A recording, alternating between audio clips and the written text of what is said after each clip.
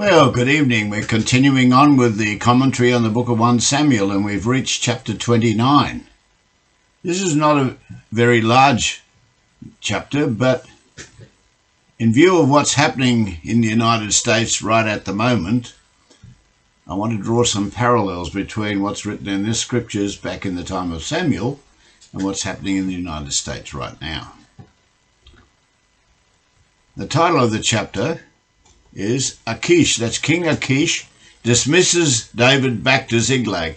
He says you can't fight with me in the army with the Philistines against Israel, because my captains and my princes are afraid of you, that you might turn on them. So let's have a look at what it says. Now the Philistines gathered together all of their armies to Aphek, and the Israelites pitched by a fountain which is in Jezreel. And the lords of the Philistines passed by their hundreds and by their thousands. But David and his men passed on in the rearward with King ACHISH. Then said the princes of the Philistines, What do these Hebrews here? And Achish said unto the princes of the Philistines, Is not this David, the servant of Saul, the king of Israel, which has been with me these days or these years? And I have found no fault in him, since he fell unto me unto this day. And the princes of the Philistines were angry with him. And the princes of the Philistines said unto him, now the army is telling the king what to do, Make this fellow return, that he may go again to his place, that which you have appointed for him, and let him not go down with us to battle, lest in the battle he be an adversary to us. We think he might commit a crime. We think he might do something. We haven't got any proof, but we think he might. For with should he reconcile himself unto his master? Should it not be with the heads of these men? And then they go on to say, Is this not David, of whom they sang one to another in the dances? Saul slew his 1,000, and David his 10,000. So that was the situation. Now we have the most racist chapter in the whole of the book of Samuel. Here we have David and his 600 men who volunteer to risk their lives to help King Achish fight in a war. But they are rejected by the other princes of the Philistine army because of their race. This is almost like the situation which is happening in the USA with former President Trump right now. The princes of the Democratic Party, that's the ones behind the scene, don't want a white Christian to enter the war to win the presidency of the United States. Now at this time the Philistine army had mobilized at Aphek, and the Israeli army were camped at the spring of Jezreel. As the Philistine captains were leading out their troops by battalions and companies, David and his men marched at the rear with King Achish. But the Philistine commanders demanded, What are these Israels doing here? What are these Israelis doing here? Here we have the army questioning the decision of their own king with such force that the king has to bow to their request or face a full-scale rebellion against his troops. And King Achish told him, This is David, the runaway servant of King Saul. He's been with me for years, and I've never found one fault in him since he arrived. But the Philistine leaders were angry. Send them back, he demanded. They are not going into battle with us. They will turn against us. We believe. Is there any better way for him to reconcile himself to his master than by turning upon us in the middle of the battle? This is the same man that the women of Israel sang about in their dances. Saul killed his thousands, and David killed his tens of thousands. Then Achish called David and said unto him, Surely, as the Lord lives.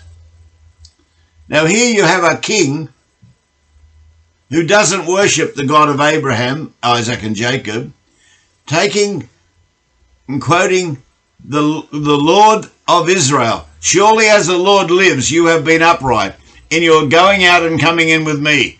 In the host is good in my sight. For I have not found evil in you since the day you come unto me until this day. Nevertheless, the Lord's favour you not. Wherefore now return, go in peace, that you do not displease the lords of the Philistines.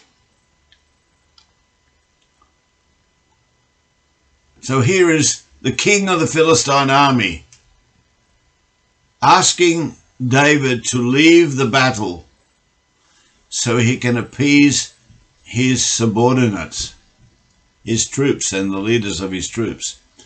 The power behind the power.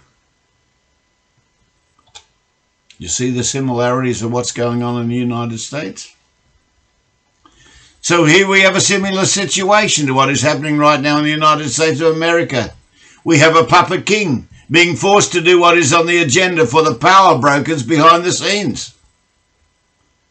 So Achish finally summoned David and his men. I swear by the Lord, he told them, you are some of the finest men I have ever met, and I think that you should go with us. But my commanders say no. Please don't upset them, but go back to Ziklag quietly. And David said unto Achish, but what have I done? And what have you found in your servant so long as I've been with you until this day, that I might not go up to battle against the enemies of my lord the king? And that's exactly the same question that's been asked on every TV channel in America right now. Tell us what the crime is. You've written out these indictments, but there's no crime. And the king said, and answered and said to David, I know that you are good in my sight, as an angel of God, notwithstanding. The princes of the Philistines have said, he shall not go up to us with us into the battle. See who's calling the shots here, not the king. See who's calling the shots in America, not the president. It's the people behind him. He's lost control. The power brokers have taken over your nation. Wherefore now rise up early in the morning with thy master's servants that are come with thee. And as soon as you'll be up early in the morning and have light, therefore depart. So David and his men rose up early to depart in the morning, to return into the land of the Philistines to Ziklag. And the Philistines went up to Jezreel. So David demanded, what have I done to deserve this treatment? Why can't I fight your enemies? But Achish insisted, as far as I am concerned, you are as perfect as an angel of God. You are without sin. But my commanders are afraid to have you in the battle, because they think you might commit a crime against them. Can you see the parallel here with what is happening in the USA right now? The power brokers behind the existing president are afraid that Trump may commit a crime against them, when in fact in God's eyes they are the ones committing the crime. So get up early in the morning and at first light leave and go back to Ziklag in peace. So David and his 600 men headed back into the land of the Philistines to Ziklag, while the Philistine army proceeded towards Jezreel.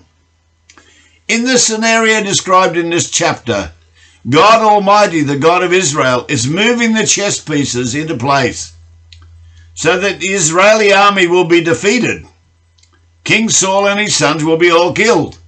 All of Israel will be handed over into the hand of the Philistines, just like Samuel's spirit had prophesied would take place. In a similar scenario, I personally believe that God is moving behind the scenes in the USA, and what Satan has planned for evil, God will turn around for good. If World War breaks out before the next US presidential election, the existing president is incapable of leading the USA to victory against the combined forces of Russia, China, and the Islamic States.